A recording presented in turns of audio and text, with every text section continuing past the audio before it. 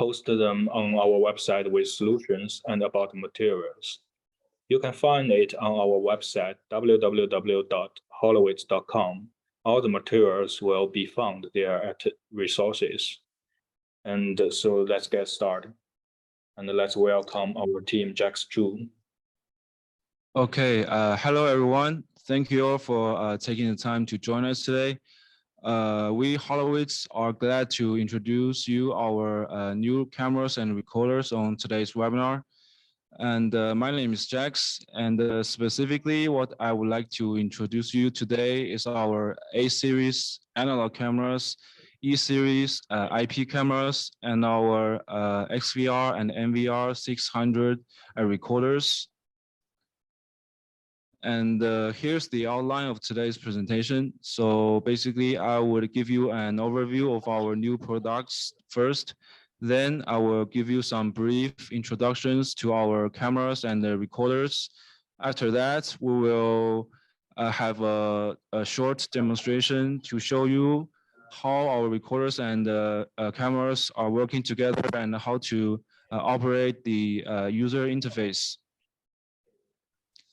So here's the product overview. As you can see from this slide, we have our analog cameras shown at the top left, which are the 2 megapixels analog cameras with fixed lens, 5 megapixel analog camera with fixed lens, the 5 megapixel analog with AZ lens. And on the top right, we have our 4 megapixel IR waterproof network camera. And we also have the PTZ cameras, which are the 4-inch, 2 megapixel, 15 times PTZ cameras, and 25 times 4 megapixel, 150 meter IR network camera, IR network PTZ cameras. And at the bottom, we have our XVR and NVR listed here. We have the 4 and 8 channel high definition XVR and the 8 channel 5 megapixel high definition XVR. On the bottom left, on the bottom right, we have our 8 channel high definition NVR. I believe that different combinations of our new products will meet your requirements for different projects. So let's move on to the next slide. So what I'm going to do next is first I will introduce some basic concepts of how cameras work. Then I will show you some specifications of our new cameras. So as you can see here, based on the camera housing, we have differentiated our cameras into 3 types, which are the dome, bullet, and the PTZ cameras. And each different types of camera can be used in different situations. For example, the dome camera can be mounted onto the ceilings, and the PTZ cameras can be installed into a pole outdoor. And I think you can choose the best fitting cameras for different specific situations you have. And let's move on to the next slide. And in this slide, I want to talk about how analog camera and IP camera work. So as you can see here, for both analog camera and the IP camera, when the light comes through the lens, and then it will strike the photo detector of the image sensor, that will cause the photo detector to accumulate some electrical charge. Then that electrical charge will be converted to digital signal and delivered to the ISP, which is the image signal processor. So far, the steps for analog cameras and the IP cameras are the same. After that, for analog cameras, we have a transmitter block, which will convert the digital signal back to analog signal again and output that analog signal into either HD, TVI, CVI, or CVBS, different types of analog signal formats. And for the IP camera, after the ISP, we have a codec and network module, which will encode the digital streams into H.264 or H.265 stream. And that's the basic concepts of how cameras work. Let's move on to the next one. So in this slide, I'm going to introduce you some features of our analog cameras. As you can see here, for example, for our A2020 analog cameras, it supports 1080p real-time image. It has high resolution, true color, and it supports HD, TVI, CVI, standard, and lossless high definition video outputs. And it also has digital wide dynamic range. It supports OSD menu, etc. For all the analog cameras, their features are almost the same, except for the resolution and whether their lens are fixed or not. As for example, for the A2015 analog cameras, it has a 5 megapixel at 20 frames per second resolution.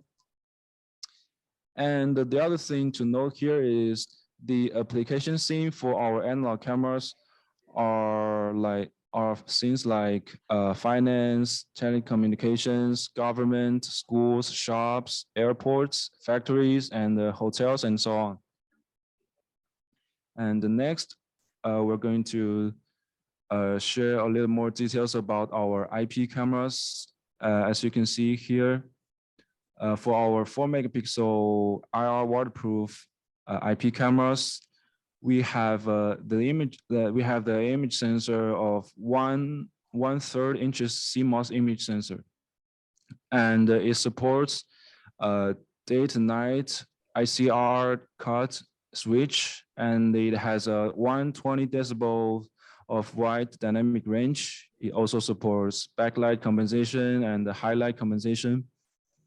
And the maximum resolution of our IPCs is the 4 megapixel. And for our IPC, they also have 3 streams, which are the mainstream, substream, and the third streams. And the stream specifics are listed here. And now I'm going to move on to the next slide to talk about our PTZ cameras. For our PTZ cameras, as you can see, they also have 3 streams, the mainstream, substream, and the third stream. The specifics are listed here. And then our PTZ cameras also have the white balance settings function, and they also support gain control settings, day and night control settings, and the privacy mask. And they also support auto or manual 3D digital noise reduction function. And then I'm going to move on to introduce you our IPC web interface. As you can see here at the top left, we have our login page shown here. After entering the correct credentials of the IPC, that will direct us to the live view shown here. And if we click on the configuration tab here, we will go to this configuration page. And in this configuration page, we have different sections of functions such as system, system, image, alarm, event, network, etc. If we click on the basic information inside the system section, that will direct us to this page. This basic information page will include information like device name, product model, brand, and software version, etc. And for the image section, that section we can do things like changing the parameters of the 3 streams of the IPC and changing the display settings, and we can configure motion alarm, alarm server, and exception alarms in the alarm section here. We can enabling or disable smart event in the event section, and we can configure the IP address, port number, email settings here in the network section. And in the security section, we can manage our account if we want to either like change our password or creating a new sub account that is only authorized to have the live view function, for example. And then at the maintenance section, we can maintain our device in a good working status by having the functions like uh, reboot and the backup and restore and upgrade. And we can check our operation log every once in a while. Then I'm going to move on to the next slide. Okay, since we have already talked about our cameras, next I'm going to introduce more details about the recorders. Same situation here. I'm going to introduce some basic concepts for the recorders as well. As you can see from the diagram shown here, at the top we have our DVR. Since DVR is accepting analog signals, so the DVR and the analog cameras are connected together with a coaxial cable. Then that analog signal will be delivered to the DVR and converted to digital signals by the ADC. After that, the digital signal will go through a codec block, and then it will be either forwarded to a remote client or it can be stored in a local hard drive. And at the bottom, we have our MVR and the IPC. Since MVR is accepting digital signals, so the MVR is connecting the IPC with the Ethernet cable, and that digital video stream will be directly forwarded to either remote client or it can be stored in local hard drive. And then I will give you some specifications about our XVR and the MVR. As you can see here, for our XVR 620 and the XVR 650, since they accept the IP input, so it's basically a hybrid of traditional DVR and MVR. And the total input for our XVR 620 4 channel is 6 channel, and the total input for our 620 8 channel recorders is are 10 channels. And the total input for our MVR 600 8 channel recorders are 8 channel IPC input. And for the output, our XVR and the MVR supports HDMI and the VGA output. And also for our XVR, they support BNC output, which is the CVBS output. And audio-wise, our XVR recorders support RCA audio, and for our MVR 600 recorders, they support 8-channel IBC audio input. And for recording, you can check the frame rate here. Here's some statistics for your reference. And then I'm going to move on to the next slide. Here we have a real view of our recorders. As you can see here, we have many ports on the back of the recorders, like video imports, video outputs, audio imports, and audio outputs. So the video imports for our XVR are for connecting to the analog cameras. We can use a coaxial cable. One end connect to the recorders, and the other end connect to the analog cameras. And the video outputs, we have HDMI, VGA, and CVBS. There are corresponding cables for those ports. One end connect to the recorders, the other end can be connected to the monitors to show live view display or recorded videos. And for the audio in and audio out, we can connect mic and speakers to those ports. And the LAN port is for connecting to the network with the Ethernet cable. We can connect it to either a router or a switch. And for the USB port, we can connect a mouse or USB drive to the recorder. And the other port is for the XVR 615. We have a eSATA port, which can be used to connect to an external hard drive. And for our MVR 600 recorders, those ports are the same as what we've just discussed for our XVR recorders. So I'm going to move on to the next one. So in this slide, you can see this is the main interface of our recorders, the local main interface. As you can see here, it shows no video signal. That's because no cameras are connected to the recorders. And we have labeled 3 sections here. For section 1, as you can see here, these icons or buttons are used to change the screen mode. So if we click on this one, this is the single screen mode, and this is the 4 split screen mode, and this is the 9 split screen mode, etc. And for the button shown here, this one is the playback button. If you click on this one, it will go to the playback interface. And if you click on this button here, this is the manual record button. You will either enable or disable manual recording. And this button here is the manual alarm button. If you click on this one, it will either trigger or clearing out your alarm inputs.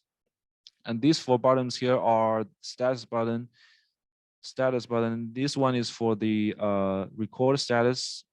This one is for the record status. This one is for the alarm status, the disk status, and the network status. Each button, if you click on each button, that will go to the status page for each function respectively. And this button here is the information button. If you click on this one, it will show the device model, some basic information like device model and the firmware version, etc. And then for the section 2 here, this section shows the cameras that's connected to the recorders. And for section 3 here, if you click on the search and backup, it will go to the search and backup interface, the playback button we just talked about, and the settings button. If you click on this one, you will go to the setup panel, which I will be showing in the next slide. And the logout and shutdown buttons are pretty self-explanatory. So I'm going to move on to the next slide. As you can see here, this is the setup panel. We have different sections shown here, like camera, record, alarm disk, network, account, and authority. This for the camera section, you can add or edit camera. So for record section, you can encode the parameters. For alarm section, you can configure the alarm, center alarm, motion alarms, etc. For these sections, we are going to show you how to operate them in the demonstration later. And then, since we've discussed about our cameras and the recorders, next we're going to show you some demonstration of how our recorders and the cameras working together. Specifically, what we are going to show you is that how to add cameras to the recorder and the live view display, and introduce the menu details. And also we're going to show you how to see the playback and the record settings of the recorder. And then we will show you how to configure the AI events such as line crossing and area crossing. Okay, so now I'm going to turn on my camera, and I'm going to share you the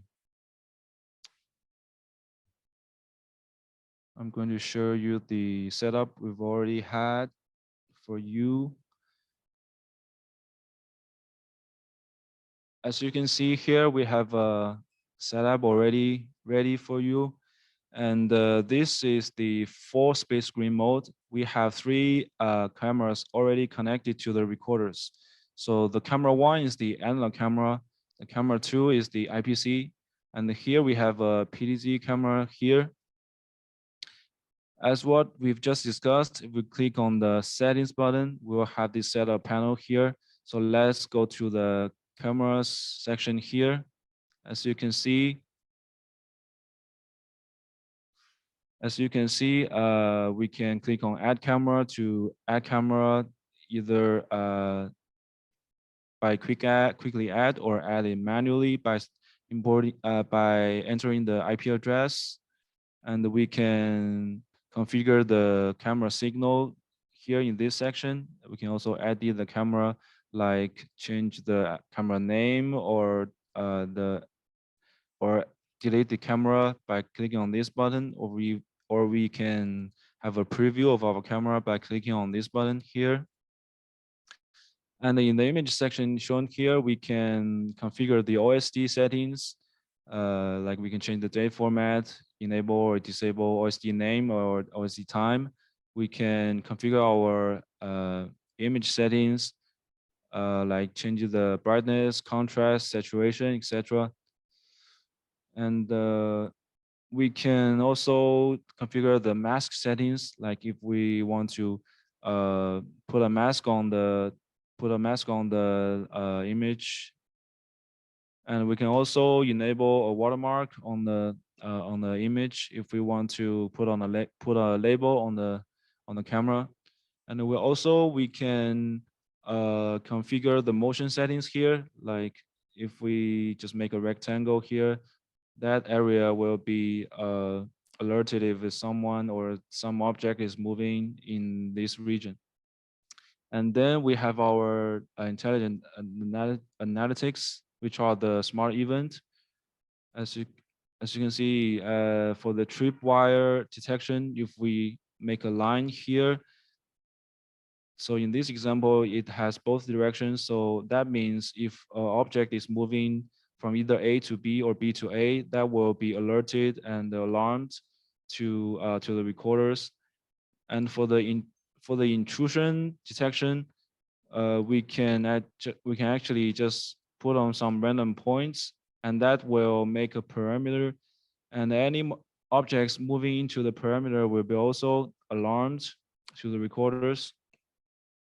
And for the PDZ controls, if we click on the PDZ and we have a PDZ here, as you can see, we can click on the directional button here to actually change the direction of our cameras. And then we can also zoom in or zooming out by clicking on these buttons or changing the focus or changing the iris. And that's the camera section. Let's move on to the next one. Let's move on to the record section here. In the record section, you can change the record mode to either auto or manual. Right now we're using manual mode, so that means we have to actually manually enable the record, but manually enable the record button to actually have the record on. Then in the encode parameters here, you can configure the parameters for each camera, such as encode the stream, encode the resolution, and FPS, etc. And these are the same for the schedule recording settings. And the other thing to note here is you can make a record schedule. So as you can see here, we have 24/7 schedule, 24 times 5 schedule. You can basically manually put in any time you want and configure that time to specific recording situations. And this button here shows the record status. Right now, our cameras are not recording anything, so the status shows record off. Once it's on, it will show the stream type, FPS, all other parameters here. Then we're going to move on to the alarm section. So for the alarm section, as you can see here in the event notification, we have different types of event notification method. We can use email or display a pop-up video or making the buzzer go off or have the push message to push message to your app, to your app in your phone.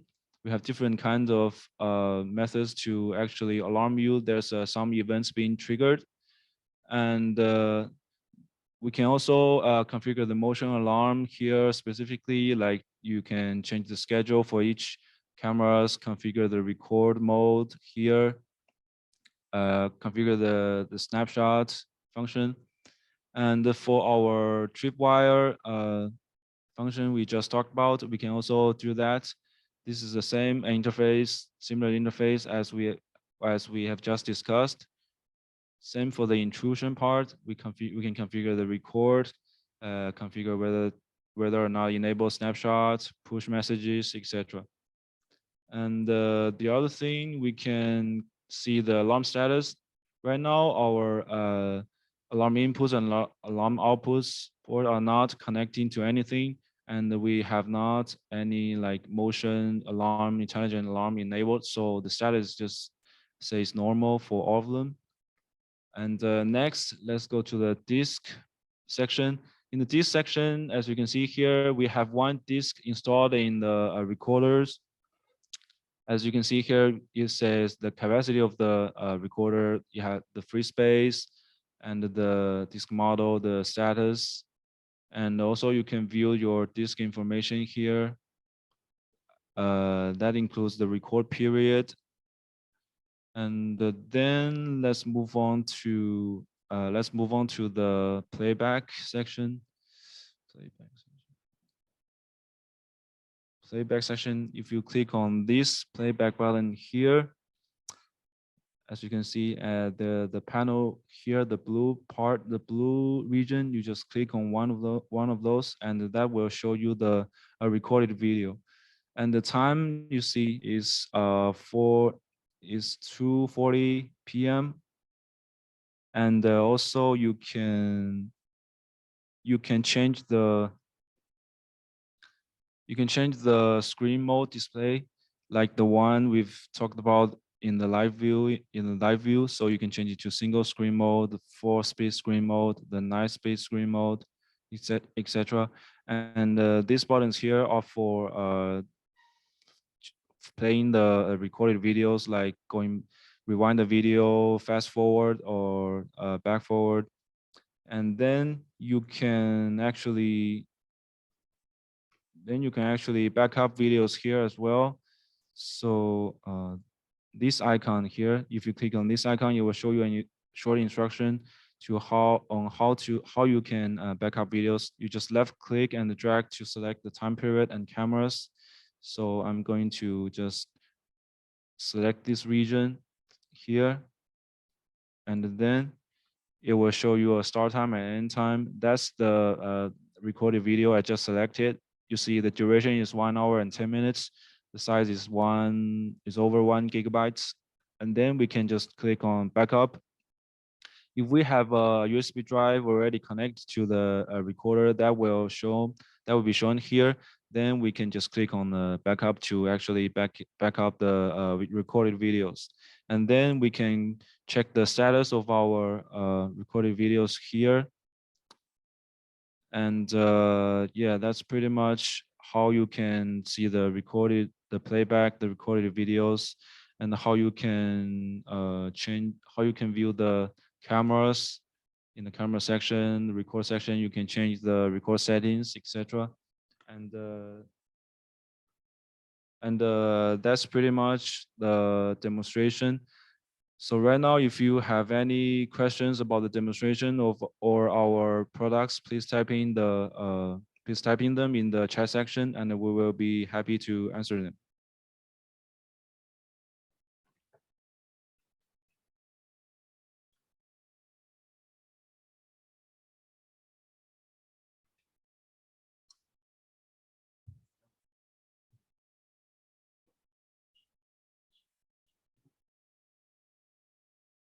So are there any questions?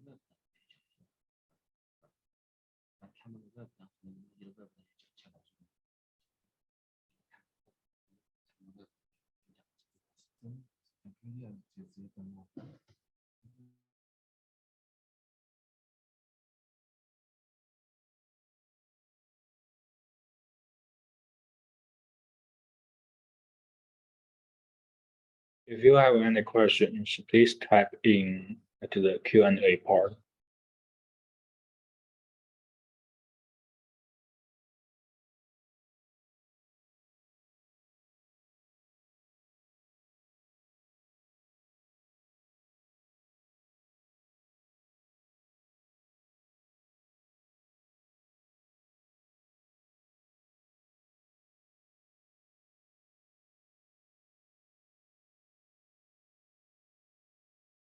Jack, one question like, can we play back simultaneously all the channel at the same time?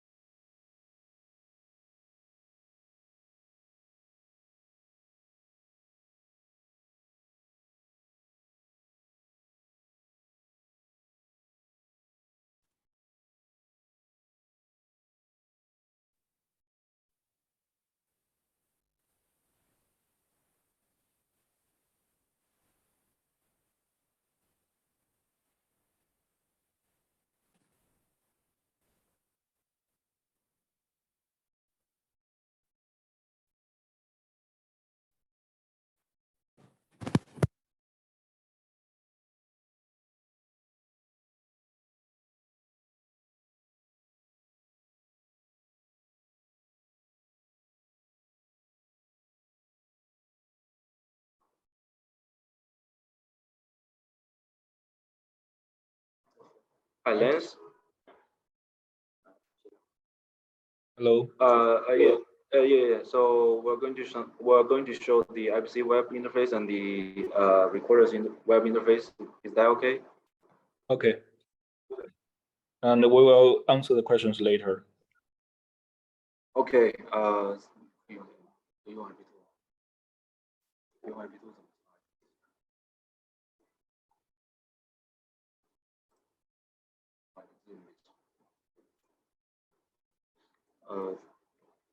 so since we can check the IP address in the recorders, so we just basically type in our IPC's IP address into the web browser. Then we will have a web interface for our IPCs and recorders.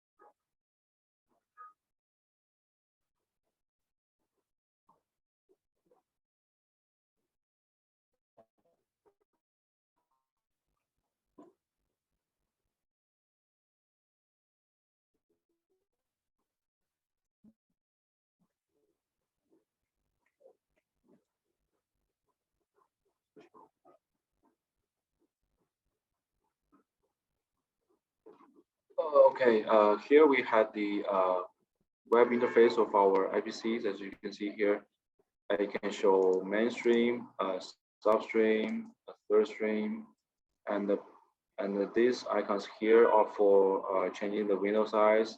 We can like adapt the window size, change it to small, make the window size smaller, or we can enlarge the, make the window size to full window size. And then for the bottom shown here, we can enable audio and taking snapshots, record the video and zoom in and zoom out. And next, I'm going to the configuration page.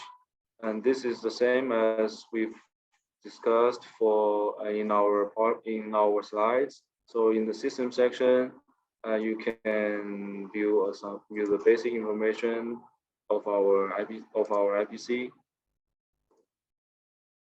As you can see here, it shows the device name, product model, brand, software version, etc. You can configure the date and time. You can change the date and time here. You can change the local configurations, such as the picture. And for the image section, you can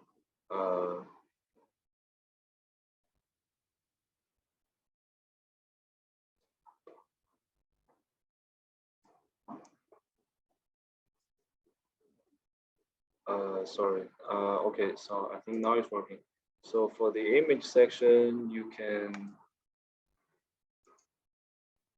can change the display settings here, like you can change the brightness, the contrast, the hue, saturation, other parameters shown here, etc. And you can configure the video audio parameters like the resolution, the frames, the frame rate, the bit rate, etc. And in the alarm section, you can configure the motion detection, exception alarm. And in the event section, you can configure the line crossing detection and the region intrusion detection. You can, you can enable. So, example, if you go to region intrusion detection here, you just click on enable and click on save.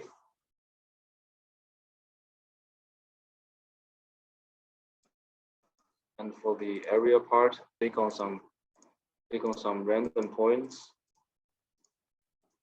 and that will make a parameter. That's the region where if there's a object moving or moving out, that will be alarmed to the recorders or the IPC. And then for the network part, you can configure the IP address, the port number, the server, and the DDNS, the email settings, the FTP servers, etc. You can do them all here. And for the security section, you can add a modify delete user, change user password, see show online users, and make a white and black list here. And then for the maintenance section, you have functions like backup, make the operation log. And yeah, that's the IPC web interface very briefly. And then let's take a look at our recorders webpage.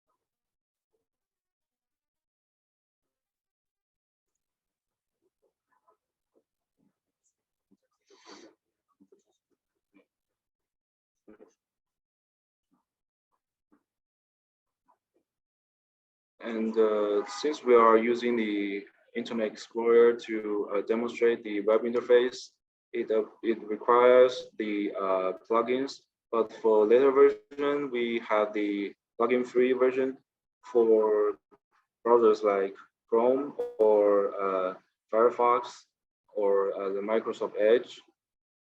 And here you have the web interface of our recorders. As you can see here, this is the live view for camera one. We can also change it to multi-screen display.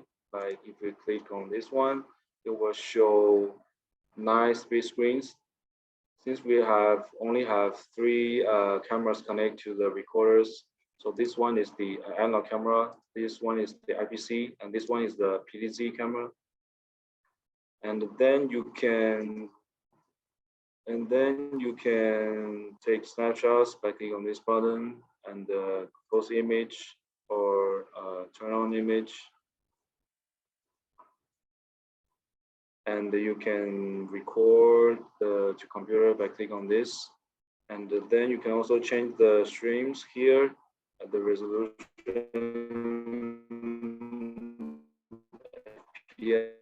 FPS, bit rate, etc. Playback section. As you can see here, if we choose all of them and click on the search button, it will give us the recorded videos. The blue part is the recorded videos. So we usually just click on random click on one at one point, and then the screen will show the recorded video. And then we can, like, if we use our mouse to yes, and then as you can see here, we have different colors for the recorded videos. Each color has a different corresponds to a different event. So the blue means the overall general scheduled recordings, and the yellow part corresponds to the motion recording. And you can back up the videos by, for example, if you click on this one and you click on the backup start time, and then you click another time after the start time, and you click on the backup end time, and you click on the backup button here, then if you choose a path, if you choose, you can either be stored in local or be stored in a remote device, and the format is AVI. If you click on the path, for example, if I save it to the desktop and I click on OK, it will be just backed up or saved into our local PC. And then for the backup function here, you can basically, you have a time period here. If I just click some random time, September 13th to September 14th, and you select all the cameras, you see there by event, there are no recorded videos. By time, if you select all the cameras, you can back up the corresponding videos by click on this button here, and the other buttons have similar functions. You can batch export the recorded videos image management function here. And in the function panel here, we have the setup panel similar to what we have for the local interface. And I think we've already talked about the camera section, record section, and the other section we can take a look at is the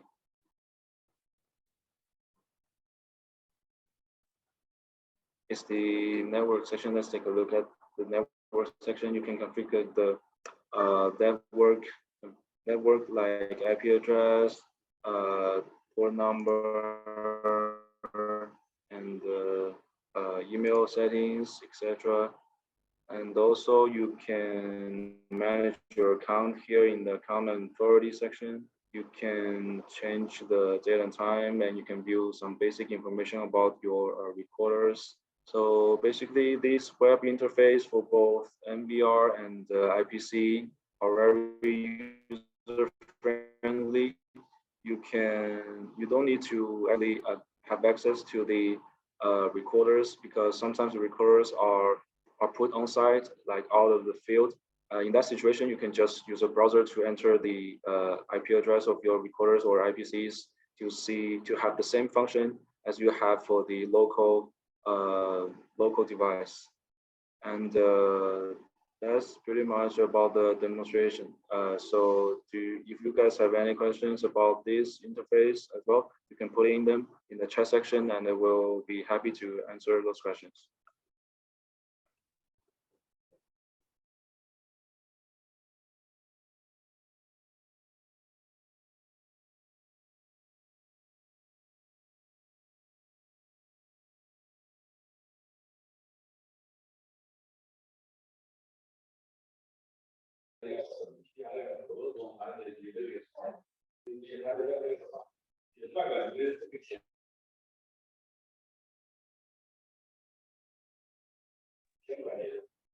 Okay, Jax, is that all for like today's presentation?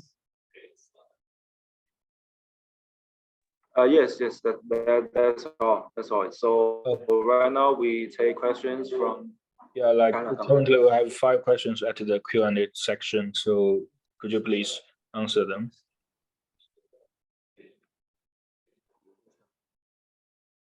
So for the first question, how many hard disks can install? It depends on the recorders. So if we go back to the slides.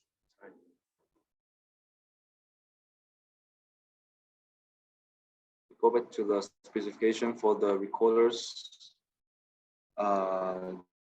This one doesn't. So for this slide, it doesn't show the amount of hard drive, how many hard drive you can install. But I believe for XVR and NVR, the maximum amount is I think it's 1. But just to confirm, you can always check our website to see the specifics. I think we have some. We have the spec sheet that will have more details about our specification status. So that's for the question 1.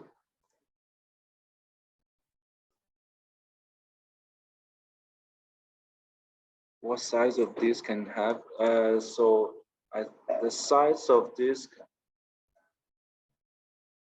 The size of the disk, I think, is 10 terabytes for the hard drive.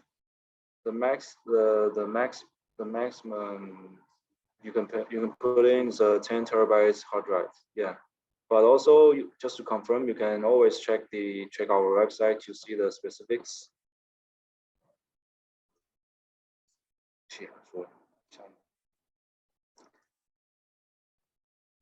10 terabytes. You can only use Internet Explorer to configure the settings.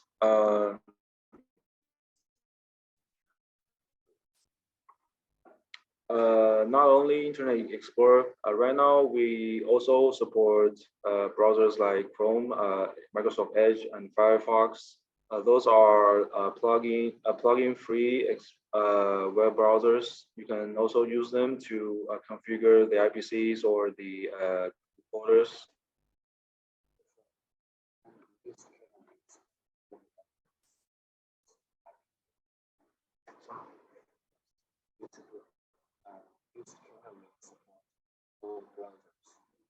New camera.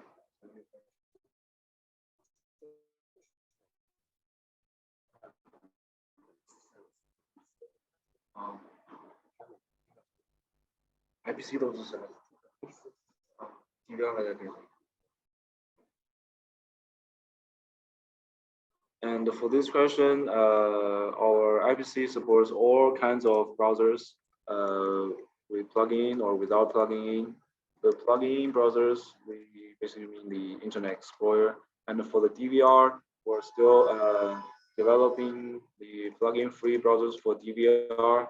And that's the current status for configure the settings for IPCs and recorders.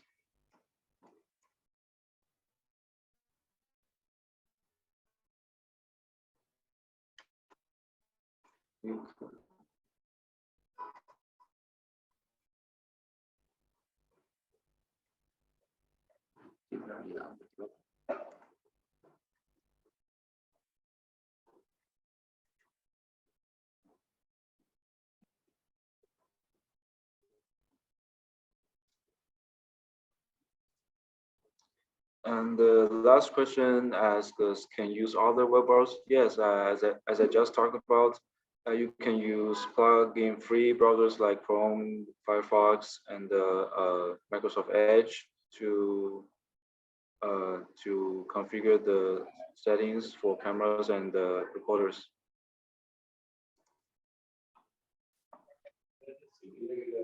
There's one more question. Are there any other questions? Yeah.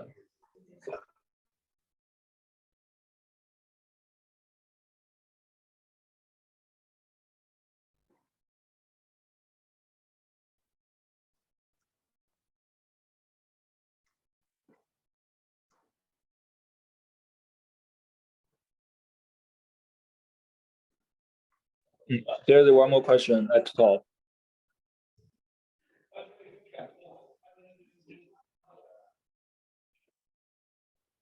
Can we play back simultaneously on the channel at the same time?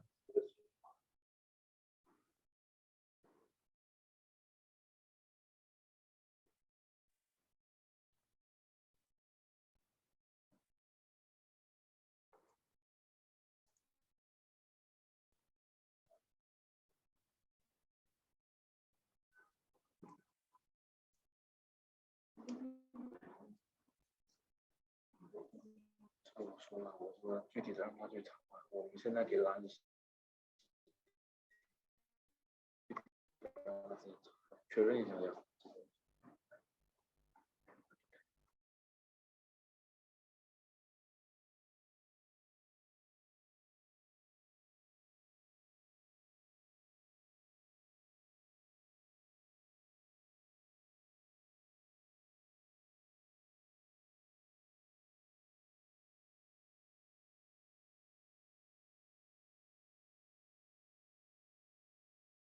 Okay, so that's all for today's workshop, right? And thanks, Jax. And we will collect all the questions and upload them on our website later. Thank you for your attendance. Okay, and thank for, you.